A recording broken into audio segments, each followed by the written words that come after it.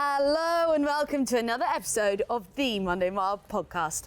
It's a glorious day in London and today's guest is no stranger to the spotlight. He's got the footwork both with a ball and on the dance floor. He's the winner of BBC's Christmas Strictly Special and has created some iconic routines. Remember Angela Rippon and that leg? But beyond the sequins and the scores, he's on a mission to change perceptions, challenge stereotypes, and make dance accessible for everyone. It's Kai Widdrington. What intro! Well, we do pride ourselves on our intros on the Monday Mile. I love it. How are you, Kai? I'm fab. I mean, what a day for it. I mean, it's April gorgeous. and you've got a t-shirt I'm on. wearing a linen top. It feels like summer. I think as soon as we finish this, I'm going to put my shorts on and find somewhere to sunbathe because I have far too many clothes on currently. Yes, yeah, it's really warm, but I wouldn't be anywhere else on the Monday Mile than here walking with you down the lovely River Thames. It's gorgeous. It's glorious. Maybe Yeah. we'll stop for a drink on the way home. But first of all, we need to earn it. We need to get the steps in. Yes. Kai, take me back to the start because I know there is a trending theme of football within your family. Yeah. You're quite a masculine looking gent. How did one end up on the dance floor? So my dad's from Newcastle, so he's a Geordie like. He played football like anyone else back in the sort of 70s and 80s as a kid. He was really, really good, and people may know someone called Alan Shearer, who's also from Newcastle. Yeah. And they played in the same team. So they both got scouted and ended up coming down to Southampton and playing for Southampton. So he was scouted for the Premier League team, became a professional footballer at sort of 16, 17, 18 and was sort of playing in the Premier League in the mid-90s. I was born, naturally wanted to be like Dad, playing football every second of every single day as a young nutter of a kid. Basically, because I was so hyperactive and playing football, like I've got ADHD and dyslexia, but I didn't know what the hell that was as a kid. So that I was just trying to play football all the time. They sent me to my next door neighbour's dance classes. It was called Tango Tots, right? Brilliant. So I was learning like 1, 2, 3. They had my attention for like 5 minutes and then I'd run round and pretend that I was like scoring a goal and like celebrating like Alan Shearer. It was only when Dad would take me to football training and he would play like Elvis Presley and Michael Jackson and Luther Vandross. Iconic. Bit of take that. Brilliant. Bit of take that. I'd go, oh, Jailhouse Rock, that's a jive that I've been learning, and you know, blue suede shoes and all that, cha-cha-cha and all this. Then I was like, oh, right. And then lo and behold, Strictly comes on the telly Yeah. in 2004. And I was like, oh, that's how you're supposed to do it. Because I had a really old teacher. Like he was like 60 something, 70 something. And I was like seeing like Darren Bennett and Ian Waite and all of these kind of young, good looking blokes like dancing the cha-cha, dancing the waltz. I was like, oh, that's how it's supposed to be done. And then I sort of kind of was doing it up until 12, football and dancing. Then I got a contract offer from Southampton to play for them, and I had the British champion who wanted to dance with me. So I basically had to make a decision, because when you're young, football's on a Sunday and dance competitions are on a Sunday. So you can't do both. So I basically was like, had to tell my Geordie dad at 12 years old that I wanted to be a dancer. That's how it started. That's an extreme contrast, football and dance. Obviously, you've got the elements of footwork in both, but I can imagine having a dad from up north in the 90s, he didn't take that lightly, like you moving to dance over football. Do you know what? Now that I look back as someone who's still on the right side of 30 just, I look back and I go, he could have been really old school. Yeah. You know, because like he comes from an old school sort of family, and it was very much, you know, in the Northeast in the 70s and 80s, is like, this is this and this is this. And my dad has been nothing but supportive, as well as my mother, of course. Specifically for my dad, because I think he knew that my heart wasn't in it. I just loved dancing that little bit more than football. He kind of saw it in me, really. But then again, he had 3 kids with my mum, so my brother ended up being the football player, and I think he knew that was coming as well. So it kind of worked out all right in the end. That is so cool that he supported that decision. He really did, yeah. It was a massive thing for me, because if I hadn't have had that support, it might have been it might have looked completely different for me. Were you aware at the time? Because obviously dancing, being a male in dancing, does come with its stereotypes. Of course. It can be seen as quite feminine. Mm-hmm. Some of the clothing can be seen as quite feminine.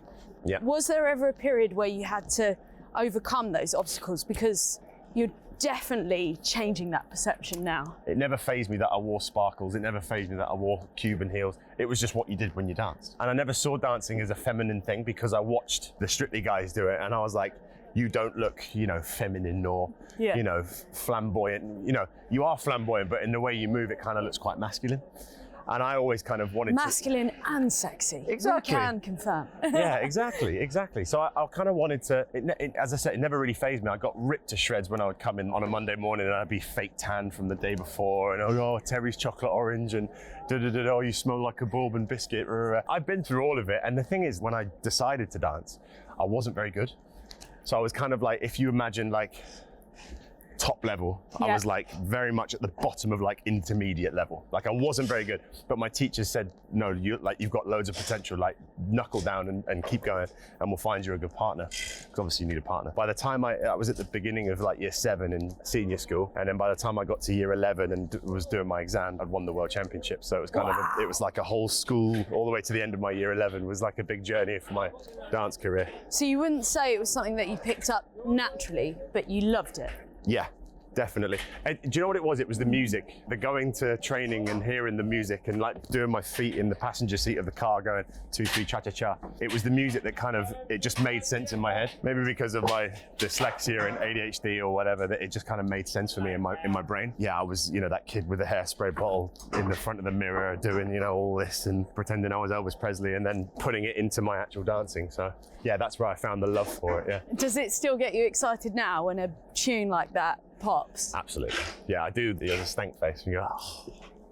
Yeah, I love what dance does to you as a person. Like, I'd struggle to find anyone that's danced under their own accord and not enjoyed it. Okay, on your best day, describe that feeling, that high. So cliche. I feel like you can't describe it because it's so outer body experience. I'll tell you what it's probably like for you, the equivalent. Okay. It's like when you're snowboarding and you're just not thinking of anything. And someone asks you, what do you think of? And you think of nothing, right? Yeah. Because it's all, what's the word? Like a flow state. Flow state. You're it's just all in. You're just there and you're just doing it and it's rehearsed to within an inch of its life. Your partner's doing everything that you want them to do, like the snowboard, you know, like everything's just flowing and feeling fantastic and the music's great and the crowd are loving it. That's kind of how best I can describe it, is everything just falls into place. But you know what I think's so special about dance from an outside perspective? So with snowboarding, football, you know, football less so, but you still need a pair of football boots, your football, a goal, a team. There's a lot of moving parts. Same with the snowboard. You need a snowboard or the gear, a helmet. Whereas dancing, you actually don't need anything. No. It is pure self-expression of the purest form. It is. Bit of music, turn the radio on or something. You'd think I was a dancer explaining it like that, I know you would, wouldn't you? Yeah. We know I'm definitely not. Well, I don't know. Unless it's on a table in Mykonos. In Mykonos. Or in the mountains somewhere after a day of skiing. Yes. Maybe next week. That's not happened yet this year. Exactly. Talk to me about the physicality of dance, because I can imagine from just my experience in Mykonos on the tables, that is quite enduring. So as a base level, what sort of routine do you need to install to be fit for your job? I'm a big believer in training specifically for what you do. So, for example, if I've got a tour coming up like I do, I didn't mean to just randomly plug that then, by the way. Great plug. Coming up soon. As a good example, May and June, I believe that dancing is the best way to train for dancing. There's no point in me going to the gym and running, you know, half marathons and 5Ks and 10Ks thinking when I get fit for dancing, because it's completely different to what I need my body to do. So I need my body to be quick and reactive and sharp, dance ready. There's no point in me starting running. Yes, running's good for your physical fitness and all that. I'm better off going into the dance. And do you love that? So yeah, do you, I love that sort of training that you need to essentially survive a tour, because your body's kind of got to be bulletproof in essence for, you know, a 5-week run, dancing every day. Do you enjoy the process of getting fit to dance and doing it through dance? That must be cool. I think the rehearsals is the coolest process. Like I said to my director choreographer the other day, I was like, I can't wait to get in the studio, because then you feel like we've got 3 weeks rehearsal and it's like you feel dance ready, you're getting a sweat on, you're going through 10 t-shirts in a rehearsal because you're just sweating so much. and you feel great because you're dancing to the music that you've always wanted to dance to. And for me, it's like heaven because I'm doing what I've always wanted to do. I'm dancing all day with my mates who I've got in my cast and the music that we've chosen. But yeah, you need to look after your body. I'm a big believer in recovery and ice baths. And it's not like, so my brother's obviously a professional footballer, right? He's got a few days recovery in between games. So they might have Saturday, Tuesday, right? Yeah. For us, as you know, we're night after night, sometimes with double shows. The double show blows my mind. That's like marathon style endurance. It is. Because 2-hour show? 2-hour show. Times 2, that's a marathon. 2-hour show with a 15-minute interval, maybe with a couple of hours in the middle break. Yeah, maybe. That's almost harder because then you get like the slump. You go down and then you got to come back up. So. How do you manage your energy? And it would be the same on Strictly, right? When you head out, you practice, you've got a full day to wait until you're on the live show. How do you find a way to balance that energy and be warm and ready to go again? Because I find that really hard. So say, let's speak in running terms. Say you were to run a mile, stop for 2 hours, and then run another 2 miles. It's quite tricky to find that like internal drive to be on again. Coffee. Yeah. To be fair, we're both friends over a coffee, aren't we? Over a coffee, All three. Absolutely, all three. I think it's just, a lot of it's mental. A lot of it's just like, I'm good, I'm ready to go, I know what I need to do. You warm up with ample time, you give yourself enough time to warm up. In my case, you're with your partner and you're getting ready, or with your cast or whatever, and you just go again, and you have no choice, because 1,000 people or whatever, however many people in the audience have come and paid to see you, you got to give them a shot. That's a good way to remember, actually. This is a bit of advice I got given from Tom Hiddleston.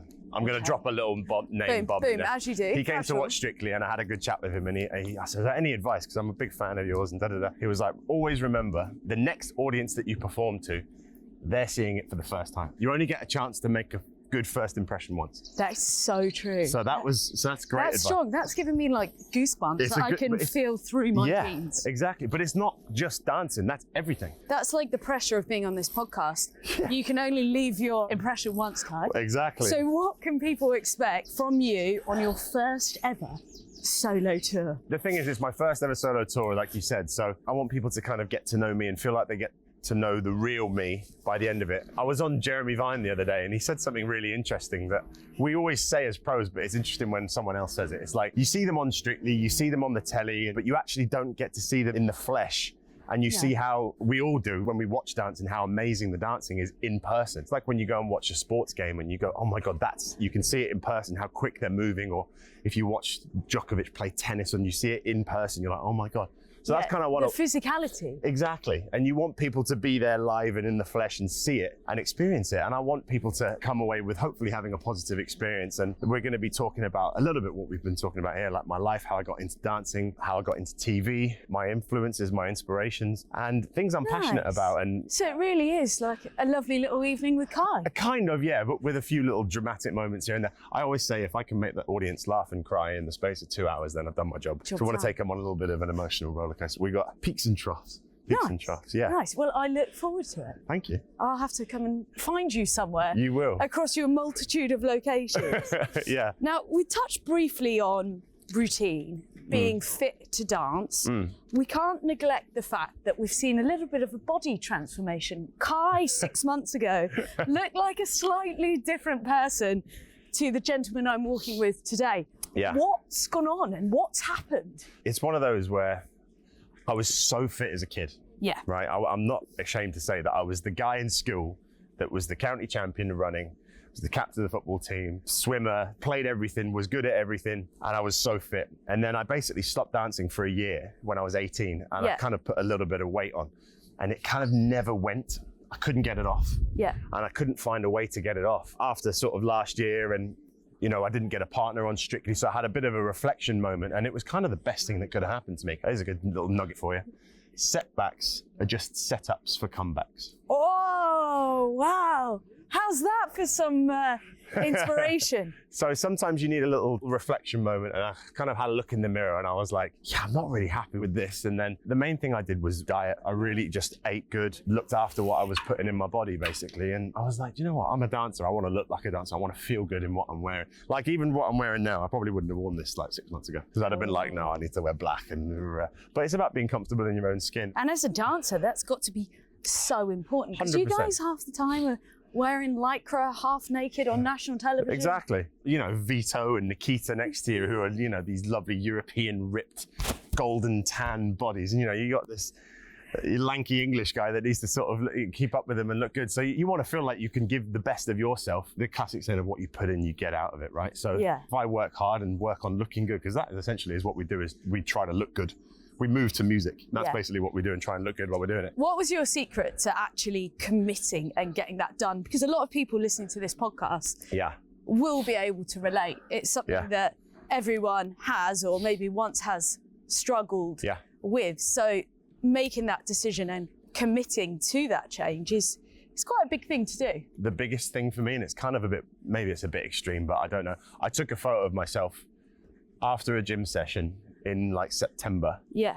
And I haven't like put it out there or anything, but I have it. Put it this way, I was in between 15 and 20 kilos heavier than I am now. Wow. I look back at it now and I go, crikey Moses, like you were dancing like that. Point is I had accountability. Yeah. So I looked back and I was like, come on, you can't go on like this. You need to hold yourself accountable. And at the end of the day, we can cry and we can moan about, oh, I can't lose weight and this and this and this. It is down to you and it stops with you. There's no one else's fault. You're putting on weight or whatever. So for me, I was like, listen, no one else is going to do it for me. So I might as well do it myself. Mentally, you must feel so much better as well. So much better. You feel comfortable in your own skin. That's been something I've been looking for a little while now. I feel like I'm in the best sort of mental, physical state that I've been in since I was probably 17. Wow. So I feel really good. That's unreal. So I feel great. We have racehorse vibes looking ahead to next year. I mean, last year you had a stellar end of season. Yeah, I did all right. Yeah, I did all right. Because I've done 2 Christmas specials. I've won them both. I'm starting to feel a little bit like Michael Bublé just coming out at Christmas and appearing and doing well. The Christmas special, like, it was great. Obviously, I had Taste, the first ever drag queen on the show, and it's just fantastic. Taste was such a great person and so fun, really good at dancing. The first words Taste said to me when he walked in the studio was 5, 6, 7, 8, let's do this. Oh, wow. And I was like, okay, this is the energy I want. Energy is everything, isn't it? It totally is. We've got the racehorse energy going into the 2025 season. Absolutely. The Brit is back on the floor. Oh. Give him a partner. We'll see. I mean, we need to be announced back first. We don't know if we're back yet, but we're hoping so. It'd be nice to get back on the floor and get in the mix again. Go on, Kai. It'd be nice. Go on, Kai. Get me all fired up then. Yeah, I'm fired up. I'm fired up. I've also seen you've been doing a bit of work with Angela Rippon. Yeah, the Ripster. Fill me in. So, can you feel me in? Sorry, it just took me to that. I haven't had anyone say that for a long time. We basically discussed about doing a really long leg. She had a really long leg and a really flexible hamstring. And she was like, I think I found my calling since Strictly. And I was like, what do you mean? She was like, well, we should get the nation dancing. And prior to this on the show, I'd said to her about me trying to get dance into schools. And she kind of went one step further and was like, why just schools? Why not the whole nation? That's punchy. It is. It's a bit, and it was a big thing. And she contacted everyone in the government, the NHS, got them all on board. We basically got dance recognized as an official form of exercise, which I can't believe it wasn't in the first. That is absolutely ridiculous. It's crazy. How is that? I know, it's mad. You only have to look at the Darcy Bustles or the ballerinas of the world and look at the amazing shape they're in. Of course it's an exercise, but now they're officially prescribing it to people as an exercise. So that's a massive achievement that we've done, first of all. Second of all, she officially now has a national, we have like National Women's Day, we've got a National Dance Day. And that was created by Angela. Correct, yeah. There was not a national dance. Wow, No. There was an international one, but there's now a national one. It's on March the 2nd. So that was when the campaign was launched. Okay. And she said, I'll try and do her accent. The Guinness Book of World Records are far too expensive, but I'm sure that we would have had a mild earthquake on March the 2nd because everyone was dancing. I spent the day with her. We went to the Royal Academy of Dance. We went to the where did we go? The Royal Ballet. We went to Pineapple and did a class for people who are visually impaired. I mean, there was so many people dancing on that day. It was insane. I'm trying to take it now a step even further at my initial idea, which she's helping me with, and trying to get dancing into the school curriculum. And how do you go about something like that? You get Angela Rippon to use her contacts. Knock on a few doors. Basically, yeah, the credit is hers. She's done all the groundwork of this. Unearthing. Yeah, exactly. She's digging. She's basically bashed the door down. Yeah. And now we need to walk through it and kind of get this over the line. We've had meetings with Wes Streeting, meetings with Brigitte Phillipson, who's the Minister for Education. And then hopefully we're going to have a meeting with the Prime Minister as well to just be like, listen, there's no downside to this. All kids dance anyway on TikTok. So why not regulate it? Have it in school. It's amazing for their physical health, their mental health, their social, because you're doing it to music, for Christ's sake. Yeah. So I was in Bedford yesterday teaching Charleston to a bunch of students, and if they were on a treadmill for an hour, they'd have been like, crikey, Moses, I've done a treadmill for an hour. That would be so boring. Exactly. So we did Charleston for an hour to music, to different Strictly songs and blah, blah, blah. Point is, they came away sweating, but not feeling like they've done anything because they're having so much fun doing it. And that's the point.